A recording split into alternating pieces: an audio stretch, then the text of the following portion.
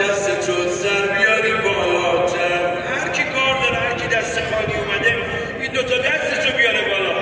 نزل فرد امام زمان ناله بزنید یا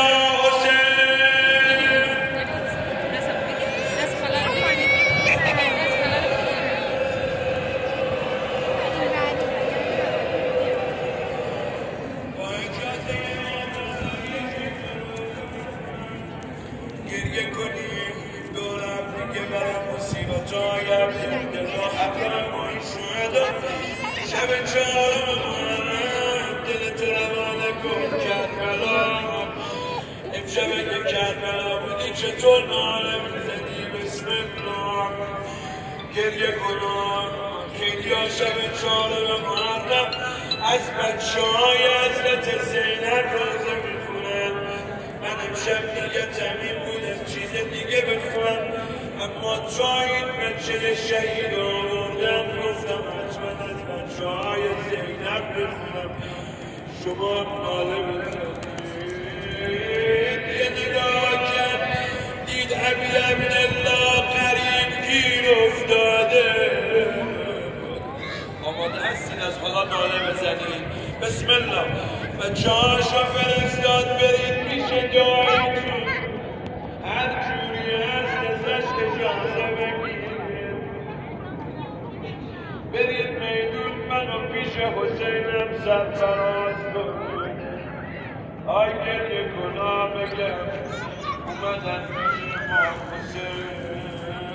هر کاری کردن ابی عبدالله اجازه نمیداد برن میدون. من تو سه قدم زبان زینب بکنم ناله بزنم. گفت حسین جان ناامیدم نکن برادر جان، چادر مادرم که یادم. یه اسمی رو ببرم همه داد بزنم. قسمش را که رد نخواهی کرد، آتش و پنجرم که یادم، مادرم پشت در که یادم،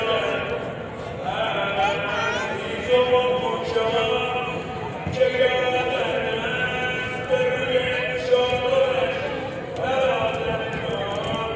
پای من رد پا که یادم از قسم میگم اجازه بده بچه‌هایم به پات سر بدم. بچه‌هایم که من میشد باش خواهرانم برات سر بدم. برام میان مثلا ایبریم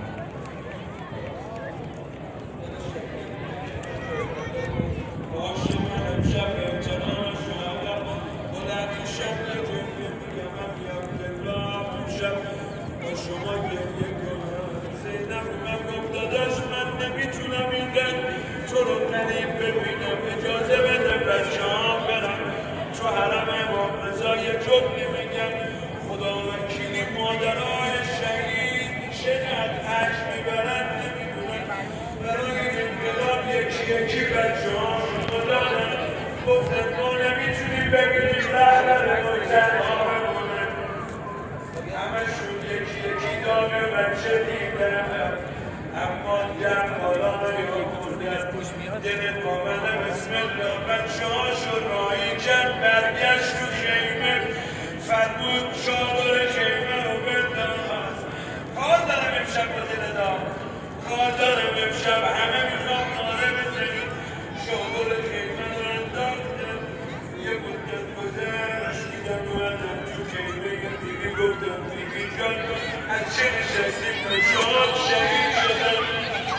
صدا سر حسین بیرون نمیخوام حسینم خجالت بکشه. نحمت خدا بری مالا حتی از خیلی بیرون نمیاد. امام حسین شهزاده بشه اما یه میگم شما ناله بزنید. گذشت کربلا یعنی کربلا عبدالله ابن کربلا سوال کردیم شدن در شما شهید شدن حتی از خیلی بیرون نمیاد. اما برای اگر شهر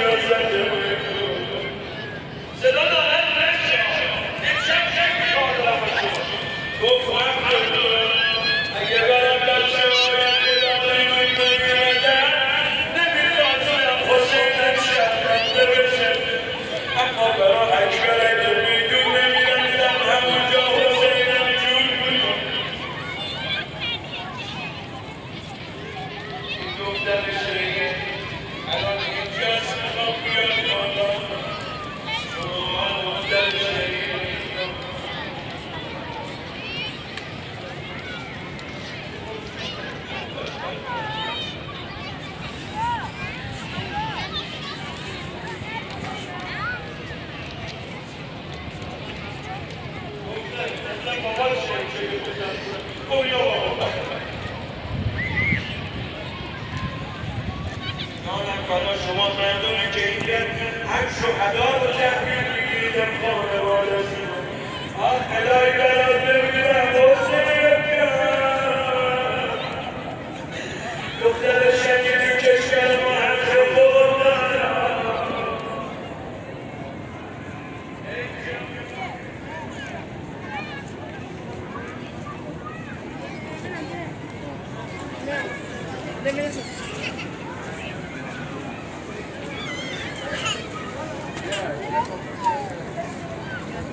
پسر شهید فرفلی رو هم آوردم تو رو خدا روزه مجسم هم ربعیه دارم هم علی اصغر از کدوم براتون بخونم؟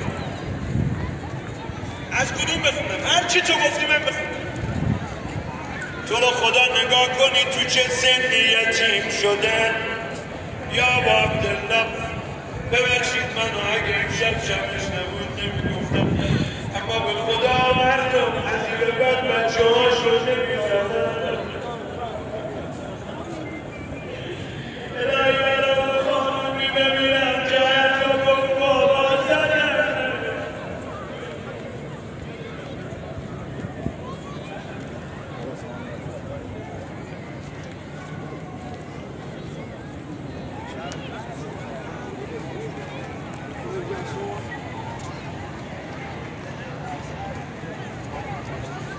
یه حتی بابا با این خداحافظی نکرده